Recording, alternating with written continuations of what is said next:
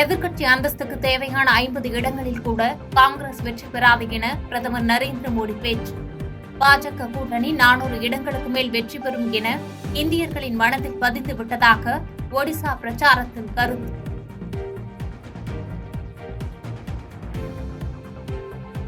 சரத்பவாரும் உத்தவ் தாக்கரும் காங்கிரசுடன் தங்கள் அணியை இணைக்க திட்டமிடுவதாக பிரதமர் மோடி தகவல்.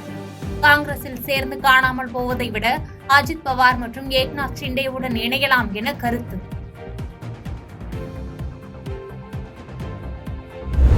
தமிழ்நாட்டில் 11வது வகுப்பு பொதுத் தேர்வு முடிவுகள் மே 14ஆம் தேதி வெளியிடப்படும் என தேர்வுகள் இயக்ககம் அறிவிப்பு. தேர்வு விவரங்களை இணையதளத்தில் பதிவிறக்கம் செய்யலாம் என தகவல். கொச்சி சர்வதேச விமான நிலையத்தில் துபாயில் இருந்து வந்த பயணியிடம் இருந்து 1.50 கோடி மதிப்பிலான 20 தங்கக்கட்டிகள் பறிமுதல். பயணி அணிந்திருந்த ஜீன்ஸின் இடுப்பு பட்டையோடு சேர்த்து தைக்கப்பட்டு எடுத்து வந்த நிலையில் சிக்கியது. குஜராத்தில் 10ஆம் வகுப்பு தேர்வு முடிவுகள் வெளியான நிலையில் ராஜ்கோட் நகரில் வெற்றி பெற்ற மாணவர்கள் நடனம். பொதுத் தேர்வில் 82% மாணவர்கள் தேர்ச்சி. பிரதமர் மோடி மதவாத அரசியல் பேசுவதாக காங்கிரஸ் கட்சி கூறும் கருத்தை தமிழ் மாநில காங்கிரஸ் ஏற்காது. மத்திய பாஜக அரசு மத நல்லிணக்கத்திற்கு எடுத்துக்காட்டாகவே செயல்பட்டு வருகிறது என ஜி.கே. வாசன் கருத்து.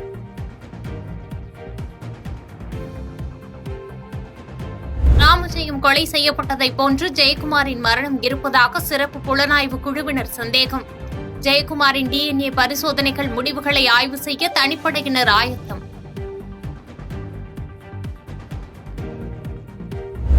ஜாமீனில் வெளியே வந்த டெல்லி முதலமைச்சர் அரவிந்த் கெஜ்ரிவால் அனுமன் கோவிலில் வழிபாடு. மக்களவைத் தேர்தல் பரப்புரையில் தொடங்க ஆயத்தம்.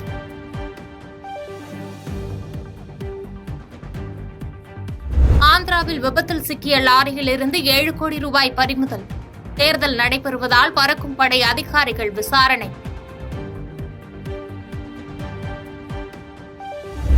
கர்நாடகாவில் ஹாசன் தொகுதி MP பிரஜ்வல் ரேவண்ணாவுக்கு அதிகரிக்கும் நெருக்கடி. மேலும் ஒரு பாலியல் வன்கொடுமை வழக்கு பதிவு செய்தது கர்நாடக காவல்துறை. உத்தரகாண்ட் மாநிலம் பத்ரிநாத் ரிஷிகேஷ் நெடுஞ்சாலை மூடப்பட்டது. தொடர் மழை காரணமாக பாறைகள் சரிந்து விழுவதால் ஜம்மு காஷ்மீரில் இருந்து வரும் வாகனங்கள் நிறுத்தம். திருப்பதி ஏழுமலையான் கோவிலில் சுவாமி தரிசனம் மேற்கொண்டார் பாஜக தேசிய தலைவர் JP நட்டா. ஆலய அர்ச்சகர்கள் அவருக்கு ஆலய மரியாதைகளுடன் தீர்த்த பிரசாதங்களை வழங்கி கௌரவித்தனர்.